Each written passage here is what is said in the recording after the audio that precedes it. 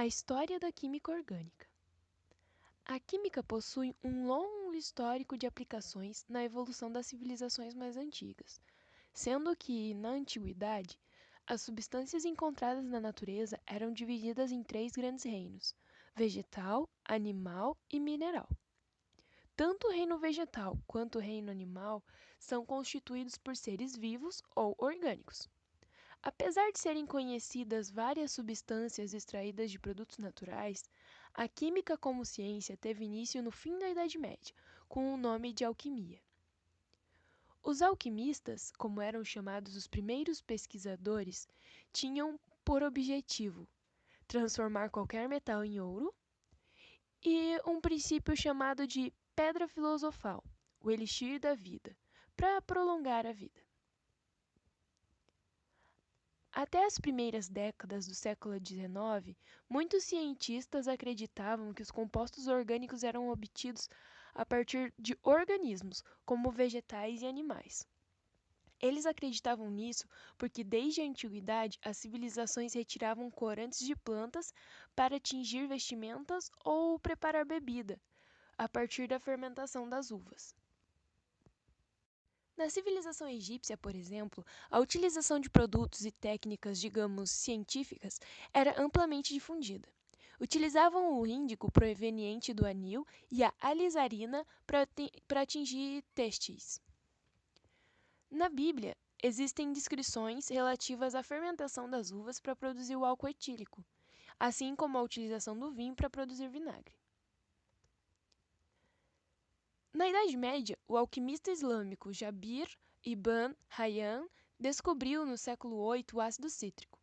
Na Europa, em plena Idade Média, também se conhecia as propriedades ácidas do limão. O ácido cítrico é um ácido orgânico presente nos citrinos. É utilizado como conservante natural, dando um sabor ácido e refrescante na preparação de alimentos e de bebidas.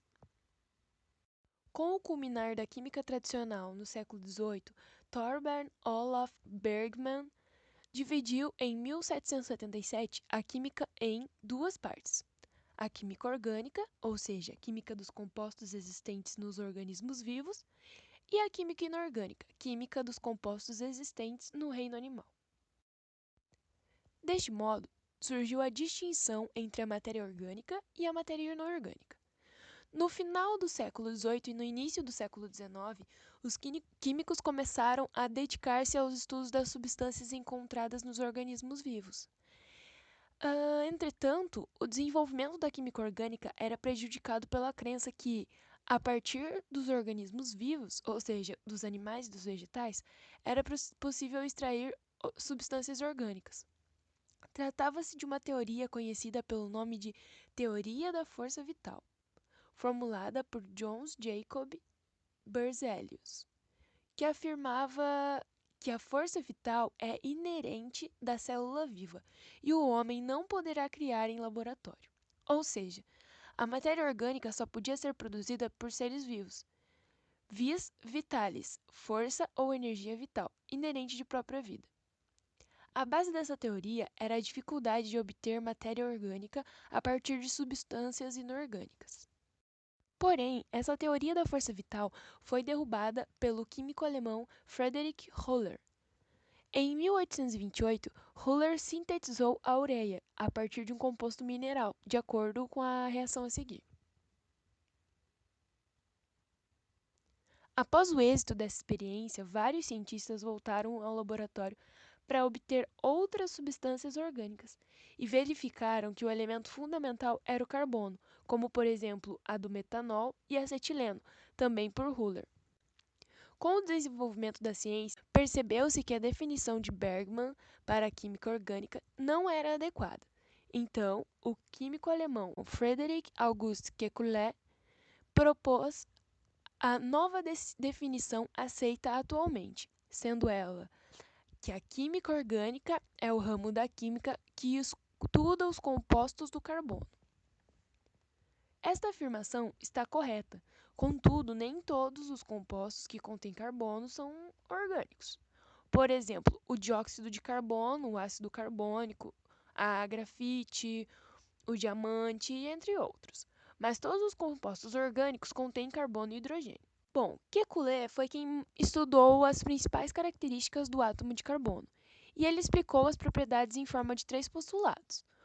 No primeiro postulado, o carbono é tetravalente, ou seja, como o átomo de carbono possui 4 elétrons na sua última camada, ele tem 4 valências livres e pode fazer 4 ligações covalentes, formando moléculas. Dessa forma, o átomo fica estável. O segundo postulado de Kekulé diz que o carbono tem 4 valências livres, uma vez que a posição do heteroátomo, ou seja, o elemento diferente do carbono e hidrogênio, não difere os compostos. Podemos citar como exemplo o clorofórmio, né? O terceiro postulado de Kekulé diz que o carbono forma cadeias carbônicas. Bom, os átomos de carbono agrupam-se entre si, formando estruturas de carbono, ou seja, cadeias carbônicas.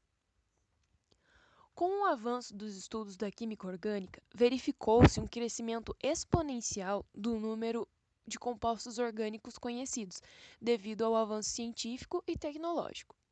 Além dos compostos orgânicos naturais presentes nas mais diversas situações do nosso cotidiano, a espécie humana conseguiu sintetizar um número muito grande de novos compostos orgânicos, que tornaram-se responsáveis por modificações de nossos hábitos de vida e dos quais acabamos por nos tornar dependentes.